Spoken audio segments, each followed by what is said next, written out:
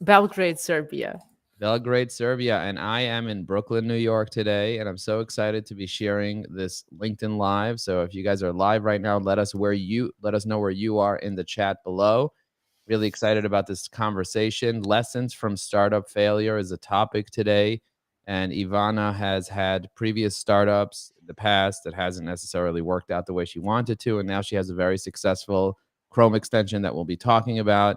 And I reached out to her on LinkedIn because I heard about her Chrome extension, and me and her have very similar ideal clients. That's one of the things that I want to educate all of you listening to this right now. If you're watching this, give this a like. Please give this a like and leave a comment. Let us know where you are. But realize that you need to build relationships with the people that have similar ideal clients with you so you can support each other. Both of us are going to grow our businesses over the next several years, and we're going to support each other, and maybe we'll involve somebody else also that has an ideal client within the same world. We both have Chrome extensions. We both want to target engaged LinkedIn users. We do different things. We don't compete with each other at all. I'm in artificial intelligence and she's in editing, and she has a business called Authored Up. So I'm really excited about presenting Ivana to you guys and interviewing her about her story.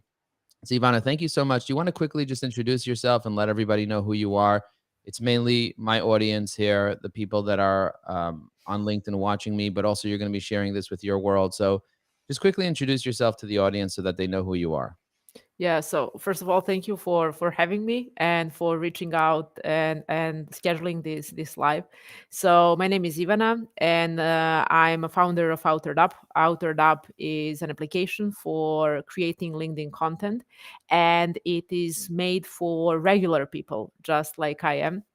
So not that much for professional copywriters, marketing agencies that need, let's say, 20 different channels to schedule posts to, but for people that need help to communicate their stories and their knowledge on LinkedIn directly. Yeah, long story short, it wasn't the nicest path. Like, I made a huge mistakes with my previous startups. I'm still making a lot of mistakes in Outered Up, and I'm happy to discuss how we ended up here.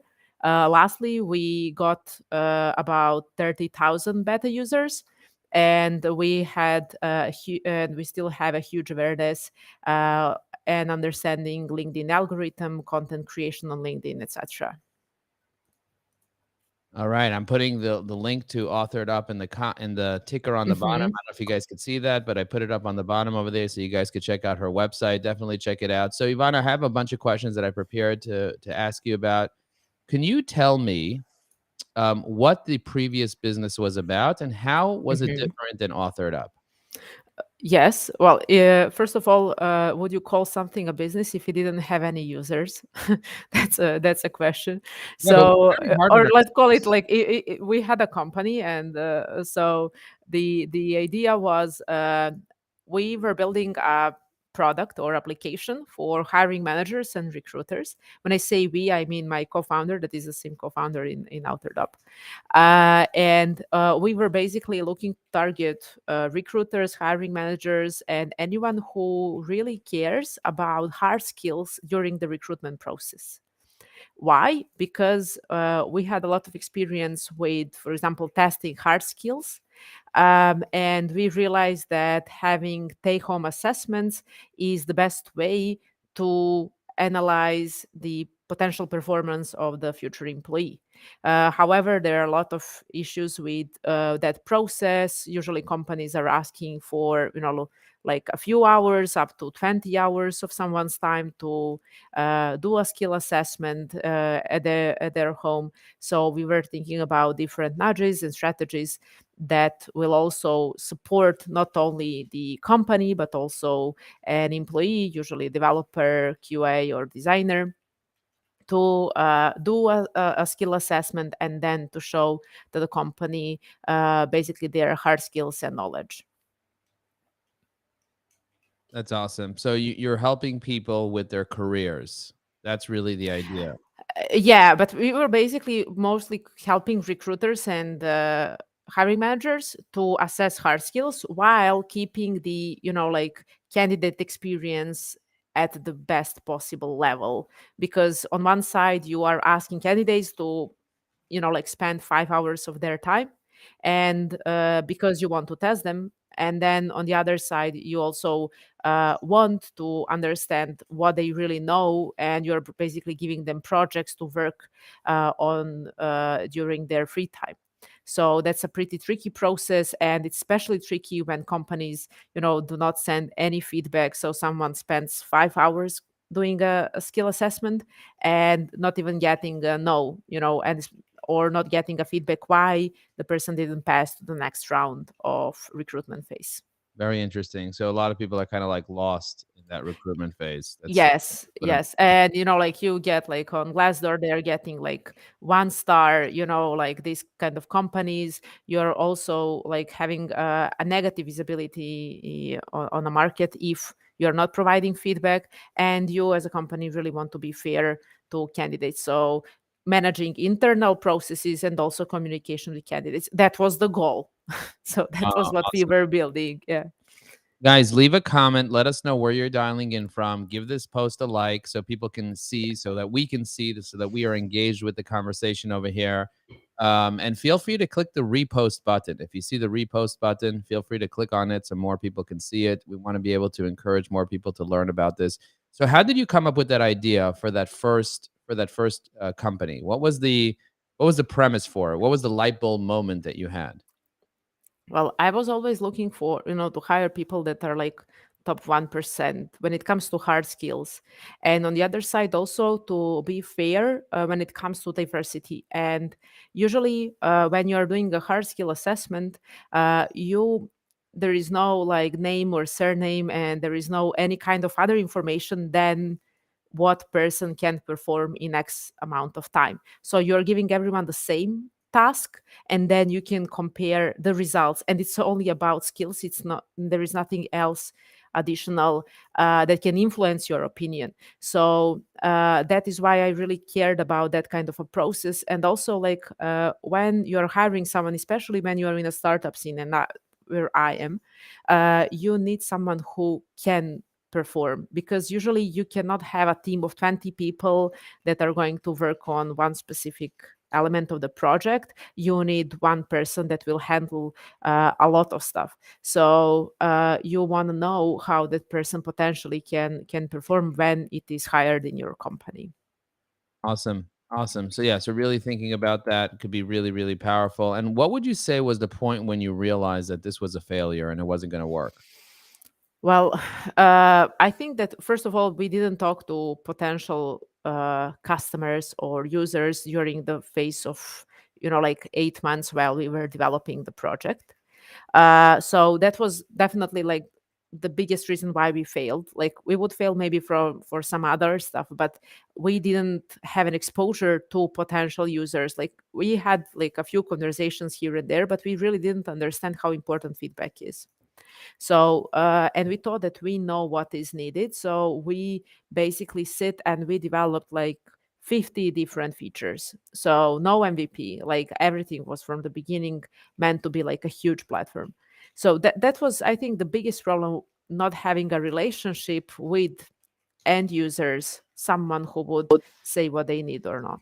I love that. I love that. And now I see on your website you have a roadmap with all the different features for the things, and people are voting up certain features, and it's really exciting. So you learned that lesson that you need to communicate with your ideal customer and not just go out and create a bunch of features that you think are going to be successful, and do it that way. So you literally were just building the product without any customers, without any feedback, without anybody. And how long did you go and do that for?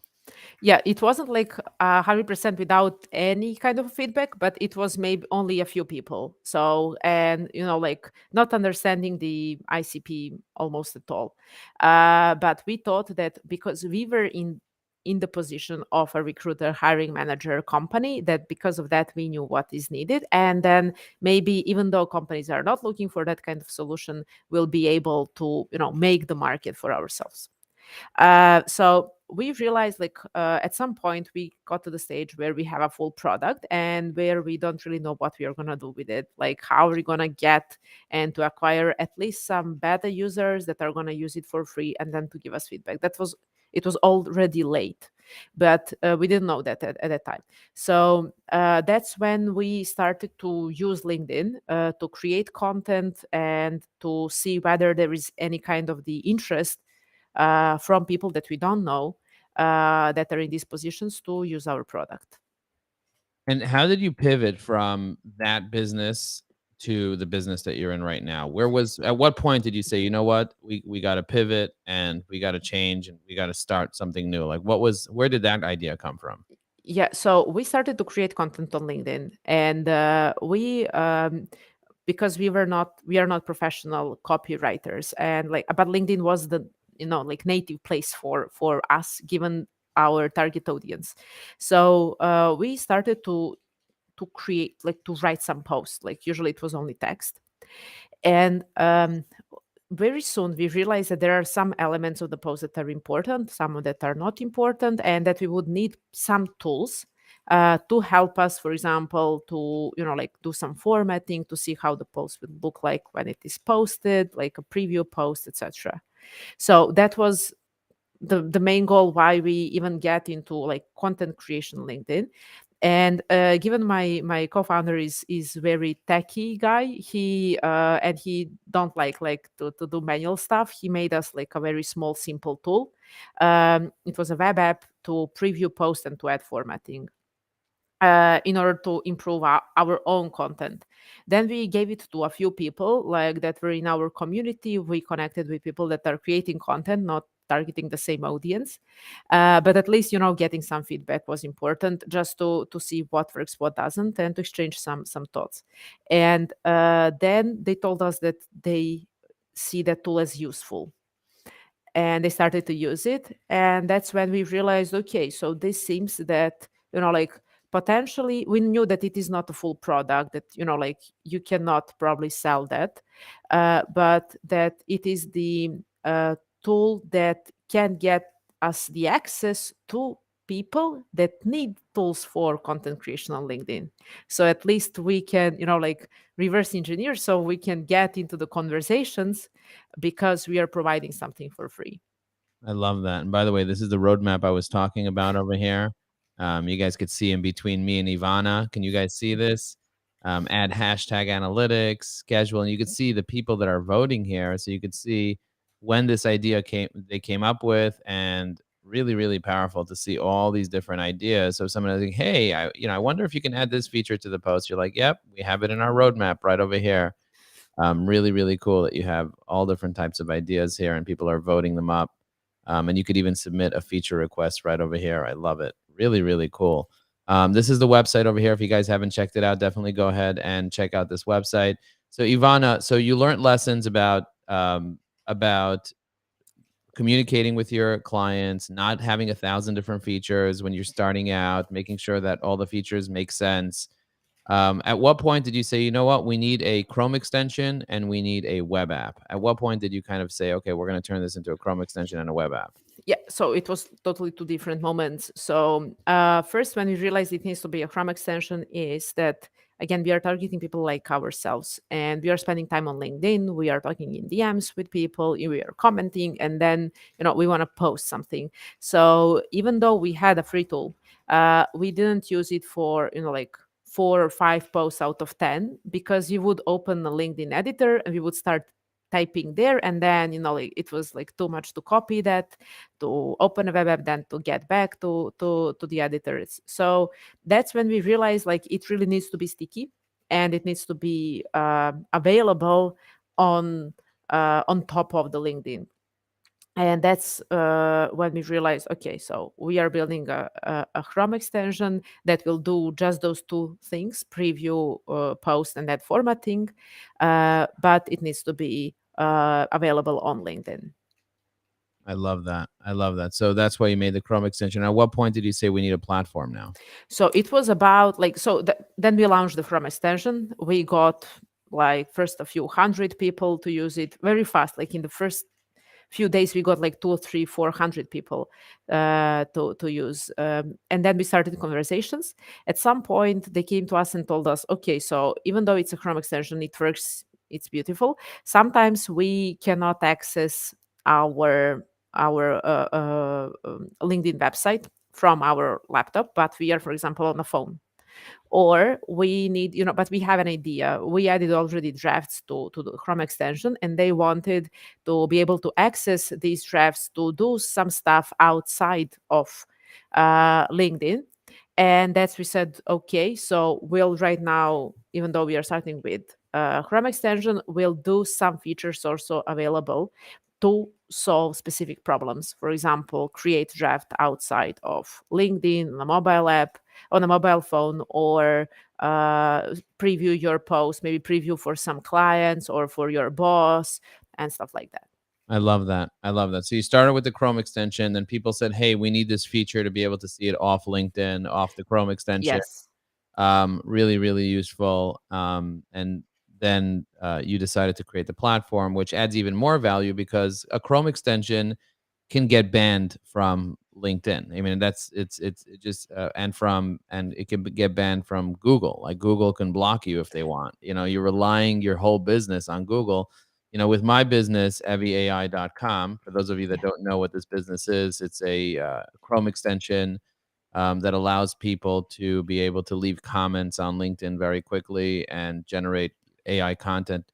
We had an issue where they removed us from the Chrome store because of something that they had on Firebase that they themselves had an Mhm. issue with their own code on their own server, and they said, "Well, it's not safe anymore for us to be able to host this, so we're gonna like get it off." And then we're like, "Hang on a second, but it's your server." It's like Google server and Google Chrome's not talking to each other, and they're having an issue. So they removed us from the store, and we were panicking. We're like, "What is going on over here?" Now they re-added us to the store. As you can see, we're back on here, and you could see it was updated November 9th, and we have the latest version on here. But it was pretty scary to like all of a sudden like lose the ability to have your Chrome extension on here. Do you ever feel like that's a big risk for you to be relying on Google Chrome? Yeah, so we have our own. Yes, I mean, like that's a platform risk. Like you have a because you are using, basically you're using Google. You are also on top of the LinkedIn, and you're like, okay, so what can go wrong? And that's something that I'm thinking all the time, and that's why we, for example, developed a tool, so we are not taking a cookie, we are not doing any automation, so like we are good guys there. uh, One of the reasons was not only because we wanted to lower the risk, platform risk on one side, and on the other side to be the safe tool.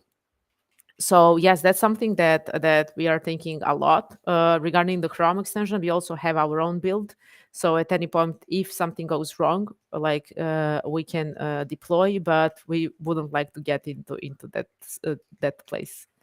Awesome. Awesome. I love that. And one of the features that I really love is being able to go to a post, open it up and just reuse it just like that. You just click a button and reuse it. I really appreciate being able to do that, seeing all the statistics for all the different posts. I used to use a tool called Shield Analytics, and I basically canceled my subscription because you have all those features built into it. And I just, said, you know what, I'm going to use yours because of the ability to draft posts right from the platform. That's really useful for me. You could see I have many Yeah. active posts, how many of them I published from here, and so on and so forth. And you can see I can quickly republish them and so on. So it's really useful. One of the features that I really like of your software is the ability to mention people in a post before in a draft. Like you can build out a whole post with like 30 different people that you mention, and then you could you can then save it for later and then post it when you want to post it, or you can schedule it with the native scheduler of LinkedIn. I love your integration with LinkedIn's native stuff. So you can technically schedule a poll. What other way? Hang on a second. What other tool allows you to draft a poll and then schedule it for later? Or draft a document and schedule it for later? You can't do that with other platforms. Buffer, which is another scheduling tool, they don't have all the editing features that you have. They allow you to schedule a video out, and Hootsuite allows you to schedule a video out, which is great. Native video, you can upload a video and schedule it out, and you can reuse it and so on. But I love the ability for you to mention people. I haven't seen that before on any platform really. So that's a really great feature that you have. And so kudos on building this amazing software. I joined and then I became a premium member as soon as the trial was over. Um, a lot of people have software where they have a free for life version, but you don't have a free for life version on your software. Can you talk about that a little bit and your strategy behind having a 7-day trial or a 2-week trial and then, just either use it or lose it? Yeah. So, first of all, regarding the free users, like for us, like even when we started, we were for 13 months in free beta. So we were giving a tool for free to anyone who wants it to use, and like no questions asked. And we were even doing support personally.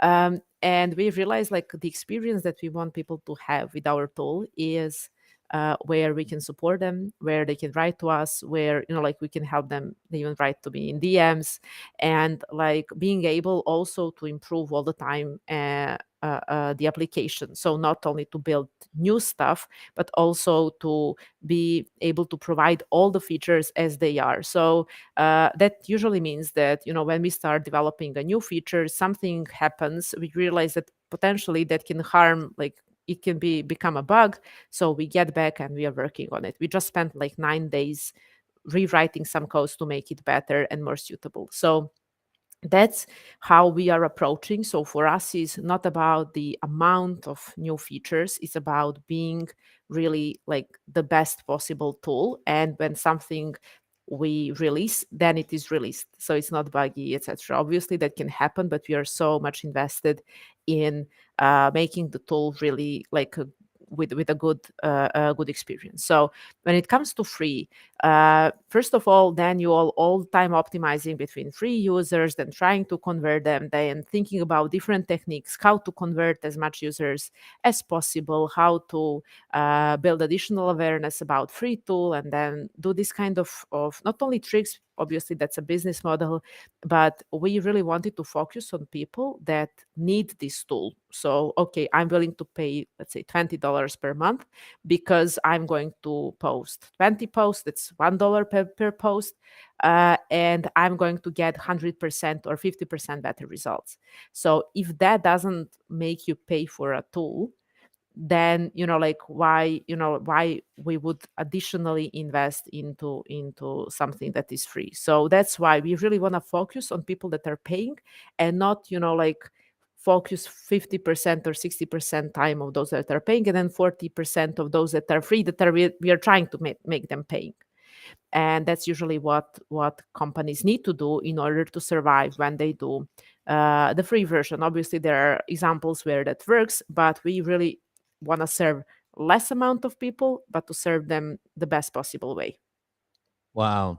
So you really want to get people that are very invested in it, and you're like, if you don't really need this tool, then don't use it. And we'd rather you Yeah. not use it at all. Don't use it. Don't We're not gonna allow you to use it and try to convince you to pay later, and you think that's a toxic way of sales. I don't know, like I'm not sure how I would perform, because like usually when you have a free tool, then you're not doing a customer support, or you have some forum, and then you need like some community support and all of that. Like you need to organize all of that. And I'm like, there are amazing companies, like look at HubSpot, like like there are amazing companies that are doing this kind of a playbook. I just don't think that it is the right playbook for like a very small company like we are, that is fully bootstrapped and that is super focused on customers. So yes, people are coming to us, and like when they unsubscribe, or when they decide to stop using OuterUp, we ask them why, and then they say like it's expensive, and then you ask them, okay, so what can we improve, and they say you should be free. Okay. So we reached out to a few people that said that, and at the end, they are using only one or two features. So they don't really need Outer App as it is. Like they need just one feature. And if you really need only one feature, then usually you can do it manually, or some other way. That's why we really want you to utilize everything that we are building, because by using all of that on top of the stuff that we are building right now, personalized, that is coming, like you can really get like a few times better results on LinkedIn. Yeah, 100%. I agree. By the way, guys, how often do you post on LinkedIn? We have a bunch of people that are watching live right now. Let us know in the comments, how often do you post? And tell us what your business is about. I'm always curious to hear from the audience. What is your business about? Leave a comment. Tell us how often you post on LinkedIn, and also tell us what your business is about. Go ahead, leave us a comment. Give this post a like to encourage us to keep going over here.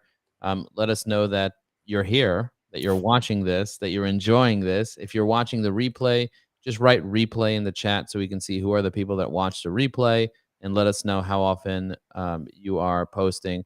So, Ivana, what advice would you give to somebody that's thinking about launching a piece of software? Based on on your failures, based on what you've seen going, what would be your advice? Well, the first is get as many people that are your ideal customers into your network. So, like you really need not one tool, but you need really like people that are fair and that are willing to provide you an honest opinion. So when I ask for feedback, I'm like, give me an honest feedback. Like if you hate it, tell me I hate it. Or if something is not working, tell me. Like I don't need someone to tell me how amazing I am. And whenever I get into call, I'm like, tell me what's wrong, what you don't like, what we can do better, etc. So that's the type of the questions you need to ask. Then it's about development. I know that like there is right now like a lot of people are trying to build a product without having a good technical background or a good founder with a technical background. I really believe that, especially right now having all the AI tools, you can build some MVP, but if you really want to stand out, you need to have a good technical element for that product. So if it is a SaaS, then I believe that it is better if you can have, if you are a developer, or you can get a really good CTO, or you can get a co-founder that is going to help you with that. So those are like feedback, the first thing, and the third thing is definitely you will probably pivot. So the idea that you have is probably not your final idea, and maybe that idea won't succeed. But if you keep listening to what people are talking about their problems, because they will talk about their problems when you ask them, you can come up with potential solutions that they're willing to pay for. Do you have a social platform where people are chatting about this constantly, or do you like do phone calls? Like, what's your method of communicating with your ideal clients? I like whatever makes, like whatever they do, that's okay with me. Sometimes they write, like they tag us on in a post, and we get there as Outered Up, or like as a company page on LinkedIn, or me personally. And like it happened like a few times, like something is not working, or for example they don't understand, they write a comment. If someone tags us, we are there, we are talking to them and trying to resolve the issue if it is an issue, or to collect feedback. We ask questions. So we are on my posts, I usually get people that are asking me something or willing to provide feedback. In DMs, for sure, we even have users, like power users, like that are asking us like for a call to give us feedback, because if we understand what they need, probably we will make a tool that or additional feature. And on top of that, like we are all the time in person or online talking to people. So I have a lot of calls all the time, trying to collect. And it's the best option is if you can be in the space your where the person that you're talking to feels the most comfortable. Sometimes they will send you a voice. Sometimes, like they will want to schedule a meeting. Sometimes that will be a comment. So everything works. So you don't have like a Discord or a Slack or a Facebook page or anything like that where people are going and constantly talking about issues. You just basically allow customer service to come in either via email or on LinkedIn, or, just basically having very personal relationships on Yeah. people based on who they are, and you really know who your customers are. And, at this point you have thousands of premium customers that are using your software. How do you keep up with all your customers now? We have a new team member that is helping us with customer success. And we definitely need to scale that part as well, because we didn't expect so many people to decide to go premium. And that's why we had to scale very quickly. We even lost a few deals because we couldn't cope with all of the stuff that are happening. But right now we want to scale even more. But like at the end, it's about setting priorities.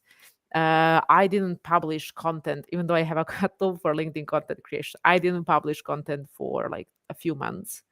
And like from Friday, I'm back and I'm like, okay, I wrote a post, I'm back. And then I'll keep writing content there. So, like it's really hard, but you need to find like a lot of different small places to nurture the relationships.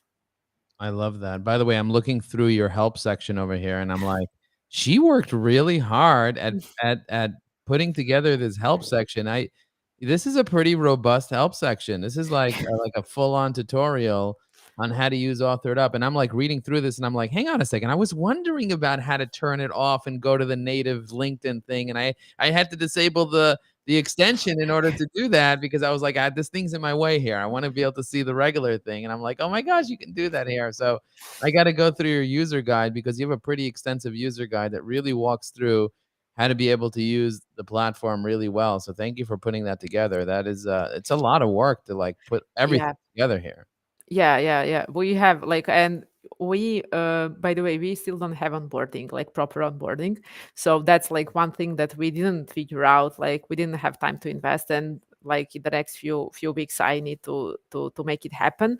But yes, like, and also like our help section has a very smart search. So when you start to search like for a term, we are going to show you articles. When you go to our customer support, again, when you start typing, we'll suggest a few articles based on what you wrote down. So maybe that will help. So we'll definitely come up like with a whole strategy to support people.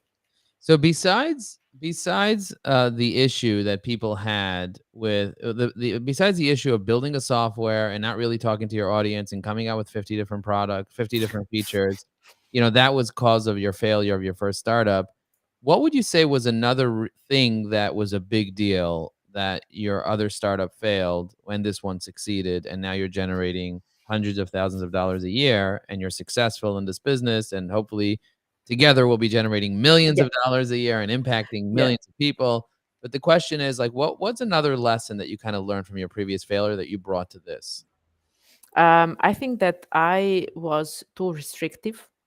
And like it's about ego, like it's about like me understanding what works, what doesn't, and also not understanding how people decide to try something out, to purchase, like how the whole flow really works, like how the marketing or sales, like I at that moment I didn't understand like what is, like cold calling. Like I never did, by the way, a cold call, but like cold emails. Like I didn't know a lot about all of these strategies, and I would hear from people and but I would like be like, okay, we'll do this and then we'll do that, and we'll test, because everyone were talking about different strategies that work, but I didn't really have an idea how I'm gonna sell at all. Like, okay, feedback and building the product is one thing. It's like a product led growth, so that's something that we are doing in OuterDub. But I at that moment when we were doing like the previous software, Talent Kit, like I really didn't know how I'm going to get from the, like, how is someone going to be aware of my product, and then what are the stages, like how they are making decisions. At some point we realized, oh, this seems to be a product for like SMB sector, but like companies with more than 50 or 100 employees. So it's not something that you're gonna sell immediately, easily, especially like. And on the other side, we didn't know like about pricing, like how to do all of that. We didn't know where is our product in their system. Like what happened is that whenever you start, even when we started to collect some feedback, they're like, okay, can you integrate with this, can you integrate with that? And then you realize that you are solving one small problem. Even when they say that potentially that is an interesting solution, they're like, but we are using this and we are using that and you're in between, so we need you to communicate to all of this. And you're like, wow, like I like, and that's additional 1 month of development. So those are the elements, but not understanding the how to sell, how people make decisions, your ideal audience is making decisions. Like that was probably, even if we figured out this first part, like we would fail probably on the second one. I love that. I love that. Understanding how your ideal customers make decisions. That's a really, really big one. We just added a new feature that will allow you to summarize a profile, and I send you a DM with it. So now you can add people to lists. I added you as a partner over here. Yeah. You can save a profile. It puts it into Evie AI. Really exciting that we just launched this feature here. And so I'm curious to know what people think about it. And I'm curious to know what you think about the summary feature. I will check the summary, but you remember on our call like that we had, like I told you, like it's amazing that you have a personalization and that you can have a lot of stuff, like inside. So that will make you add your voice to what is generated. So I think that definitely makes sense, and that's why it's better than like using just ChatGPT on top of being an extension and supporting you with that. Like I think that making it more personalized and then like using that output like as a comment and then maybe adding additional stuff on top of it, it still saves a ton of time and like gets you in front of many eyes. I love that. I love that. Thank you so much. And I have an easy way for me to be able to see your profile because I'm able to comment on your stuff. If I go to saved profiles, I can click on see all saved profiles, and then I'm able to quickly just see that you are a partner. So I just select a list of my partners over here. Let's say, for example, I select this, I see this, I click on see recent activity, and then it just loads up all your recent activity, and I'm able to just leave comments for you over here. So I just left a comment on your most recent post from 23 hours ago.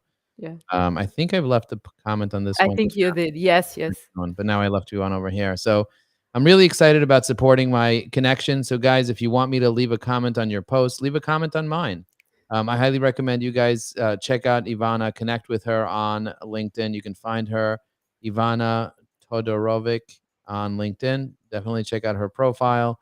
Send her a message. Let her know that you saw her LinkedIn live. I don't know if you know this, but now you have over 10,000 followers. Oh, Congratulations. thank you. Thank That's you. Yeah. that's a post right there. What I would do is I would literally take this, take a screenshot of this like this, and then put a little arrow that says 10,000 followers and say, "Congratulations, we just hit 10,000 followers, and my last 20 followers are," and then you pull up your followers. So the way that you're able to kind of see your followers, if you go to LinkedIn, My Network, and then you click on followers on the left under connections, it says followers and following, and then you click on followers. They recently just changed that and added over there.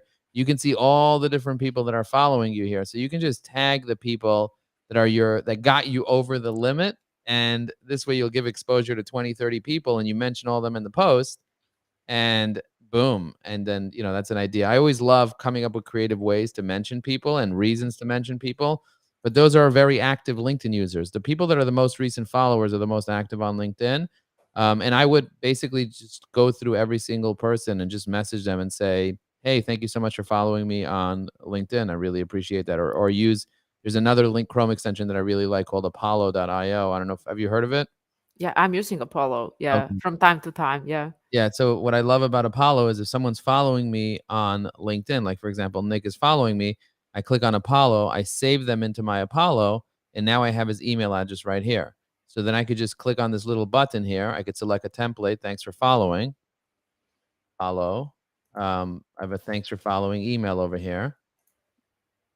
Thanks for follow, whatever it is. Basically, thanks for following. And then I basically, thanks for subscribing, thanks for following, whatever. And I just send him a quick email saying, "Hey, thanks for following me on LinkedIn. I just want to let you know that I appreciate you. And here are the 3 things you can check out on my profile." And boom, there we go. So very, very powerful. Thank you so much for taking the time to be with me here, for sharing with the audience. These stories are really important for people to know why you failed, why you succeeded, why you're about. Is there anything that you want to share with people about your vision for Authored Up and what you want to create? Yeah. So my vision is to change like the understanding of LinkedIn content creation because we like like whenever you see a strategy like how to grow your LinkedIn profile, you are usually seeing strategies from people that are super successful and that are influencers, and they get 100,000 followers and then they are selling digital products, and I'm totally fine with that.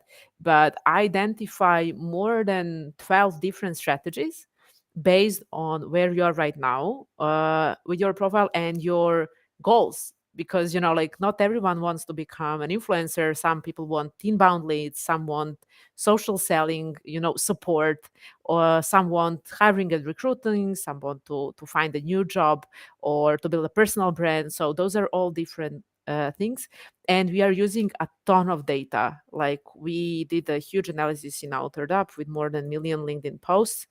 A new analysis will be with more than 3 million LinkedIn posts, where we are identifying what works for whom, why, what are the X factors and stuff that are really important that not many people are talking about or not talking about at all, because you really need a great data and a great analysis to understand, behind the scenes. So I really want people to understand that there is no one strategy fits all, and that like sometimes you are wasting resources even though you are following some influencers or trying to do the same that everyone are doing. So I think that like efficiency in content creation, spending time on LinkedIn and getting the results that you want is something that is the goal for Outered Up for the future, as well my goal with my content creation on LinkedIn. I love that. Really, really cool. Are there any tips that you give people for how to best use best practices for Authored Up? What are the things that they should be doing to make the most out of Authored Up, especially in their first 2 weeks trial? Yeah, so one thing that works great is save your signature in snippets. So for example, I use like my name is Ivana Todorovic and I'm writing about LinkedIn insights. Follow me and ring the bell. Always tag yourself, because when you tag yourself, people will click on your name and then they will go and they will follow you and ring the bell. So that's for the signature part, and these signatures work like magic because you get much more followers when you tell people, I want you to follow me. So that's one thing. The second part is use our hooks. We have more than 200 hooks, and those are not like we sit and wrote the hooks. It's like based on all of this analysis, what works, what doesn't, different types of reasons when and tags when you will use those hooks. And again, that's important because you don't have an inspiration. You go, you check Outered Up hooks, mistakes, and we give you like basically 7 ideas how you can write the post, how you can start, but you also. And last thing, with Outered Up, we are the only tool. If you already have LinkedIn content, so you already posted, you can go and scroll through your activity feed. While you are scrolling, we are mirroring the data to Outered Up, which means that if you publish, for example, 200 posts in the past few months, while scrolling will collect all of these 200 posts and you have all your analysis in place in one day. So we are not waiting to start charging you in order to show you some data. Like even in free trial, you can collect your posts, like mirror them in Outered Up and see what works, what doesn't work, repost from there, and do other stuff with the content analysis. I love that. So pulling up all your posts like this, loading them up will automatically put them into your Authored Up account, like Yes. over here, like this. And you refresh, and everything is now suddenly there with all the updated stuff. Hang on, let me see if I can. There probably is a refresh button somewhere Yeah. here, but There is, yes. okay. Yeah. I just On top right corner it should be. Oh, right here, this Yep. little thing. Okay, cool. So if I hit a refresh, it'll refresh all my posts. Yes. For some reason, it didn't load this LinkedIn Live yet, but it probably will. Probably will load it soon. Let me just Yes. refresh this page over here, and then When it is when it is finished, I think. oh, it'll do it Yeah. when it's a post. Okay, cool. Yeah. As you can see, one of the things that I love about this, and I'm showing you guys this live right now, and between me and Ivana, is that you can filter for all the different polls, videos, lives, entities, all these different things. I don't even know what entity is, but if you click on poll, you can see all the polls that I've ever posted, and you could see the top 20. But if you scroll, you could probably see more. Oh, load more posts. Yeah. I'm going to click on load more posts. And you can see all the different polls that I've ever posted. So if you ever want to reuse a poll, or if you ever want to reuse an image post or something, or a video post, I'm going to go check out all my videos. I'm going to click on all my videos. It shows me video 20. I'm going to load a couple more here. But these are my videos. Let's say, for example, I want to reuse this video here. I just click on it, and then I can click the reuse button all the way here on the top left. That's one of the most amazing features that you have on this tool, because a lot of people, they don't they don't really know that they can just reuse their content by clicking on a button. Yeah. That's something that I used to tell everyone. This is the reason you should use Buffer, because you can reuse your content, but Buffer doesn't allow you to pull in all your old posts into it to reuse them. So, really, really great tool. It's, this is worth the price of admission. I paid for the year, totally worth it. I'm a big fan of it. You can use this as a testimonial. Thank you. I highly, I need to send you like a link. We are right now building a new website. Like you're showing our website. I'm like, oh my God, like much better is coming very soon. So I will send you a link to send me a testimonial, and we are gonna add it to the website for sure. of course, of course. Yeah. So, one of the cool features is that you can analyze each individual post right over here and see all the information. So, if you guys are serious about posting, write "I'm serious about posting" in the chat. I'm curious to know who there is serious about posting. If you're serious about posting, you want to get authored up, because it'll really help you be able to analyze your data. It'll be able to help you repost. It'll help you be able to create drafts. It'll help you be able to format your post. People say, Joe, how do you get these bold words there? How do you get bold words like the first sentence over here on this particular post? I clicked on it. It's not sticking. Hang on. Let me just click Yeah. and then hide in the bottom here. Okay. Yeah, you need to click, and then you can click like see more, and then you can see the whole post.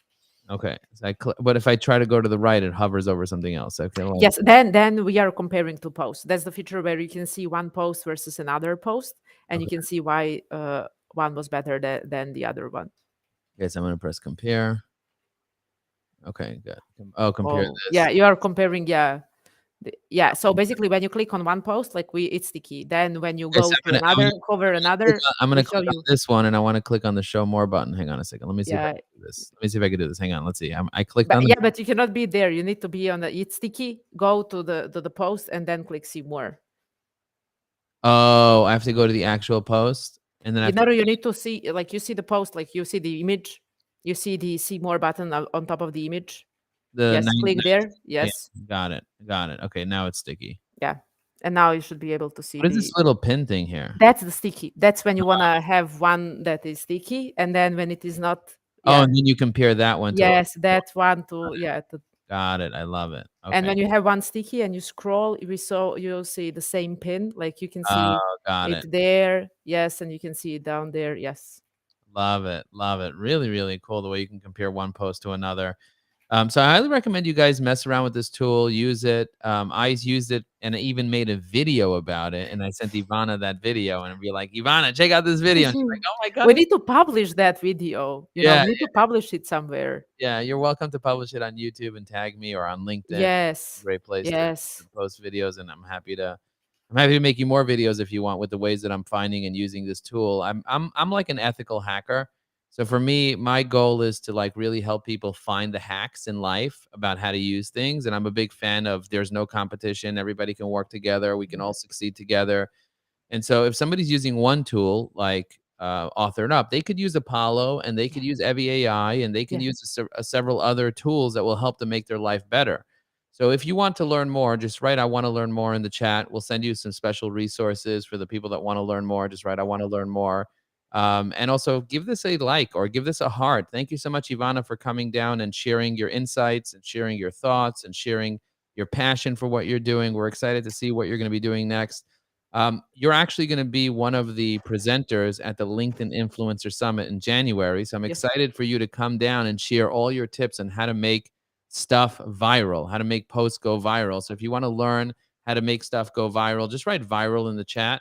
And we'll send you an invitation to the LinkedIn Influencer Summit so you can watch Ivana present on how to make posts go viral. Just write viral in the chat. I'm curious to know who's interested in learning how to do that. Just write viral in the chat. Well, once again, Ivana, thank you so much for being here with me. Really appreciate it. Is there any final words that you want to share with my LinkedIn audience? There's probably going to be about 1,000 people that will watch this video or so. On average, every post that I post gets about 1,000 views. Some of them get 1.7 million views, and some of them get like 100 views or whatever, or 169 views. I mean, I posted this morning about I'm so excited about Evie AI, and 169 people saw that. It's still valuable if 169 people see it. If 500 people see something, it's still valuable. Yesterday, I posted something and 5,000 people saw it.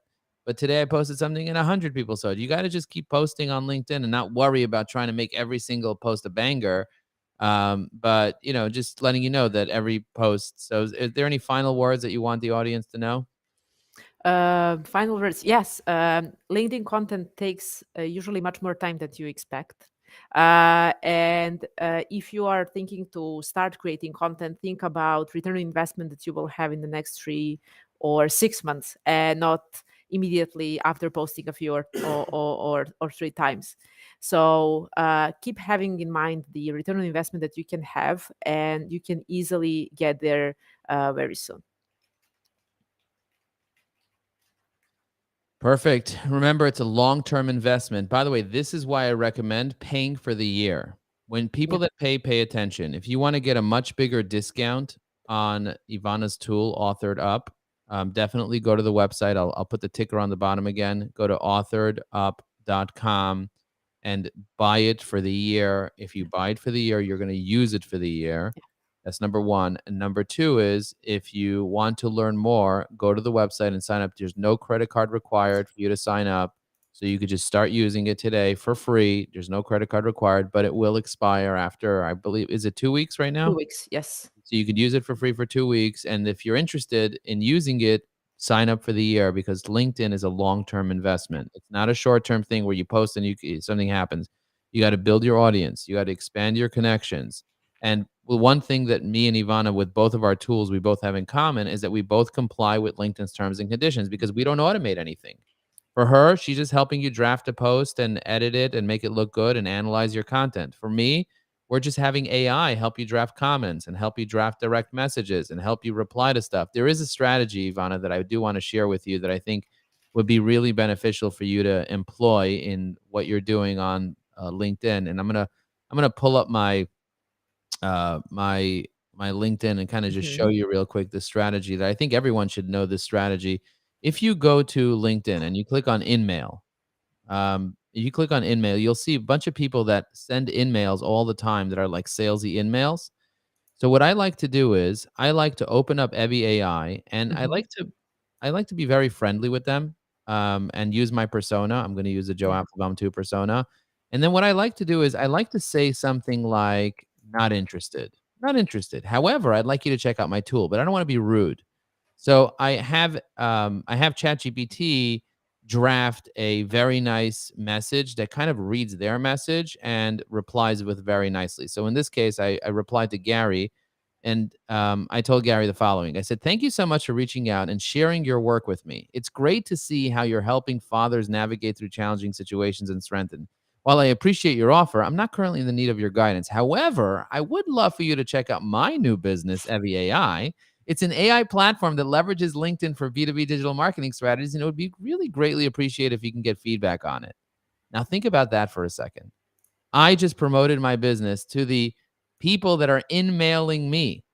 I'm not I'm not waiting and reaching out to people. They're reaching out to me 5 to 10 times a day, and then I'm using AI to help me draft a customized, well-written, long message that completely aligns with the long message they sent me, and it acknowledges them. It lets them know that, hey, I read your message, which I did not read, but AI read for me, and it promoted my business. Now, I have done this, and I've had people sign up to my premium version of Evie AI as a result of doing this. So I would encourage you, if you're in business, don't ignore those in-mails that come in. Check to see who it's from. If it's from a spammer or from a cybersecurity criminal, don't obviously respond to it. But if they're a normal president of a company, CEO, professional, sales professional, whatever it is, respond to them and say, hey, and use AI to help you respond. And if you get our premium version of Evie AI, you're able to also have a ChatGPT 4, which is much smarter, and the things that it says much wittier. So I'd be curious to know if you try that DM strategy and it turns into revenue for you. That's powerful. And Yeah. we give unlimited AI comments, even though it costs us for every comment. We're just giving it away unlimited. But we do charge, like I said, people that pay attention. So we do charge a small fee for premium. And I see that you also charge a small fee for premium for people to use your thing as well. So, definitely invest in the tools, Yeah. invest in Author It Up, buy it because you're going to get a lot of benefit. Anyways, I hope you like that tip. Ivana, what do you think about I'm gonna use it. I'm like, like, where were you like a year ago? so, so, so, so yeah, I will definitely try it, and I'm thinking how I'm gonna track those links and to see what will happen. Like, I'm literally gonna um, put my affiliate link or something like that. that's a great Yeah, idea. My God. yeah. And you imagine you make like $10,000 just from that one strategy? Mm. That's crazy.